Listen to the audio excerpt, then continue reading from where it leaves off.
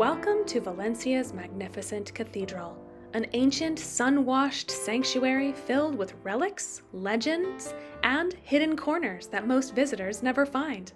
Today, I'll take you deep inside its history, its mysteries, and its most sacred treasures. Let's step into the heart of the city and discover its soul.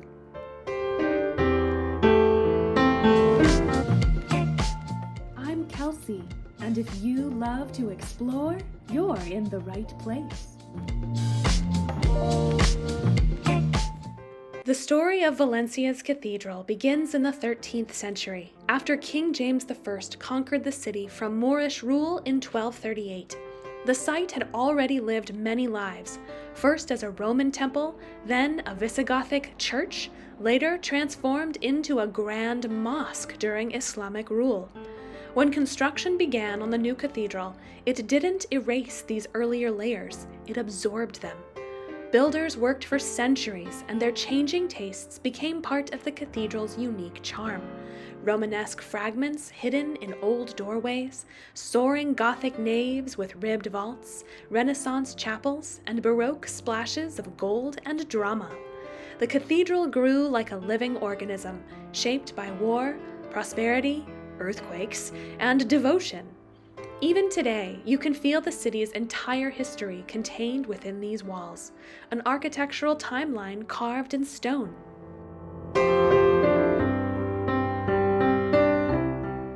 One of the cathedral's most fascinating relics is the perfectly preserved hand of Saint Vincent Mártir, Valencia's beloved patron saint. Vincent was a deacon of the early 4th century who was tortured and executed in the Roman city of Valencia for refusing to renounce his Christian faith. The story is quite dramatic: burning, chains, imprisonment, and his courage made him one of the most celebrated martyrs of his time. The hand displayed here is said to be the very one that blessed, preached, and served the poor. It survived centuries of turmoil, Roman persecution, Moorish invasions, and even French looting in the 1800s. Locals see it not just as a relic, but as a symbol of endurance. Whether you're religious or not, standing before it feels like brushing shoulders with someone who lived and suffered right here in the same city you're walking through today. As Valencia flourished during the Middle Ages and Renaissance, so did its cathedral. In the 1300s, the Gothic naves took shape, tall, airy, filled with Mediterranean light. By the 1400s, Valencia had become one of Europe's richest cities, and the cathedral began to reflect that wealth. Artists from Italy, Aragon, and Flanders contributed altarpieces, sculptures, and painted vaults. The famous Michelete bell tower rose in stages, becoming one of the city's most iconic silhouettes. Later centuries brought earthquakes, fires, and reconstructions. The Baroque era added ornate chapels and gilded altarpieces, while the 20th century restorations stripped many of those additions back to reveal the original Gothic bones. Each restoration sparked fierce debate: preserve the past or recover an even older past. Today's cathedral is a beautiful compromise, layered, complex, and honest about its evolution. High above the nave, the stained glass windows of the 12 Apostles shimmer like a celestial crown. These windows date mainly from the 14th and 15th centuries, crafted when Valencian glasswork was at its peak. Each apostle holds their traditional symbol: Peter with keys, John with a chalice, Andrew with his X-shaped cross, allowing medieval worshippers to read theology through color and light. As the sun moves across Valencia's sky, the apostles slowly illuminate the cathedral with warm reds, sapphire blues, and emerald greens. It's not just decoration, it was a spiritual teaching tool, sunbathing the faithful in stories long before most people could even read.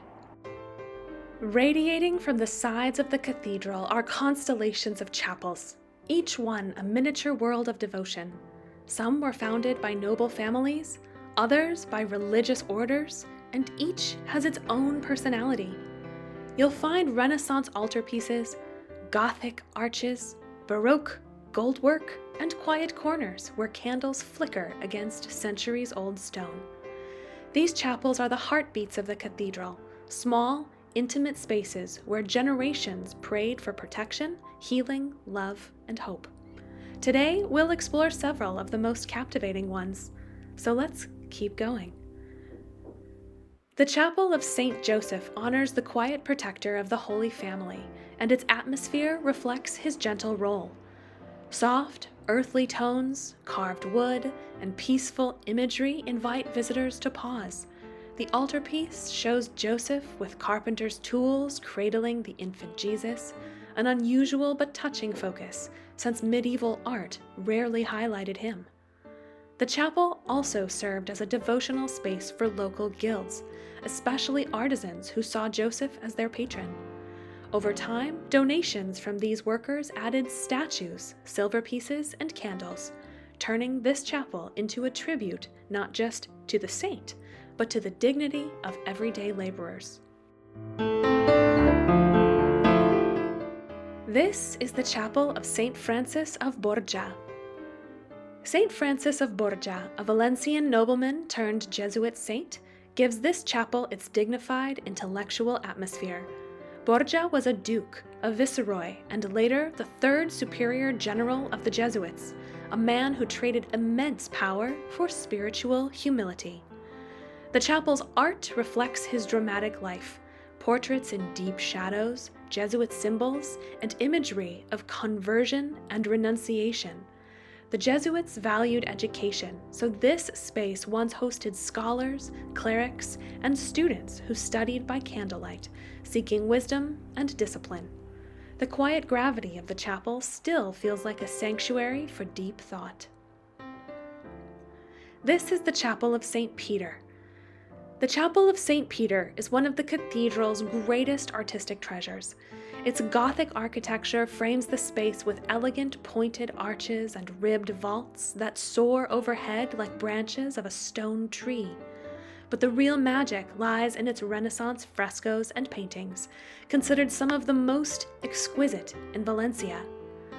The walls are alive with color, apostles, saints, angels, and scenes from Peter's life, painted with Italianate softness and Flemish precision.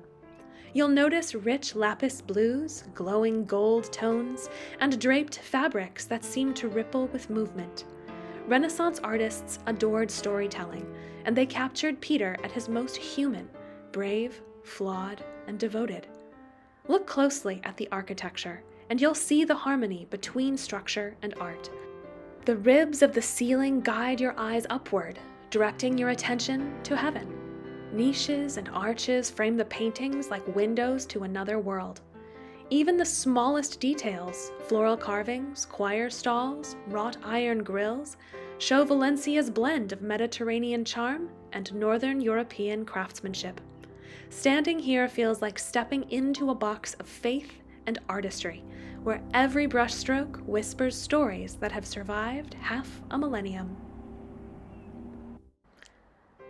The Chapel of Saint Peter Mártir. This small chapel honors Saint Peter Mártir, a Dominican preacher from the 13th century, known for his fierce defense of the faith. The art here depicts his dramatic martyrdom, a typical medieval blend of devotion and raw storytelling. Though compact, the chapel's carvings and paintings radiate intensity, fitting for a saint known for his fiery conviction. The next is the Chapel of the Bulto of Jesus, and it contains a cherished wooden sculpture of Christ, known for its lifelike expression and devotional power.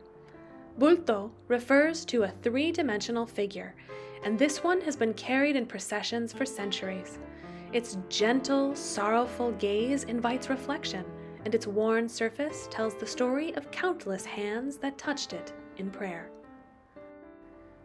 This is the Chapel of the Holy Chalice, the Capilla del Santo Cáliz.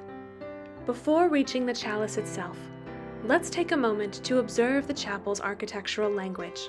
The ribbed Gothic vaults lift your eyes upward, while the stone columns draw your attention toward the reliquary niche. Soft golden lighting highlights the relic but doesn't overwhelm it. The walls are adorned with elegant tracery, and small painted angels seem to hover in the dim glow. Everything, every arch, every shadow, pushes your attention toward the object at the center. This space was designed not for grandeur, but for reverence. At last, the Santo Cáliz, the Holy Chalice. A polished agate cup mounted on a later medieval base of gold and precious stones. Scientific analyses date the stone cup to between the 2nd century BCE and the 1st century, exactly the period when Jesus lived. Tradition holds that this was the cup used at the Last Supper, brought to Spain by St. Peter and later protected by early Christian communities during times of persecution. Whether you believe the tradition or not, the chalice is undeniably ancient, mysterious, and beautifully crafted. Popes have celebrated Mass with it, including Pope John Paul II in 1982 and Pope Benedict XVI in 2006.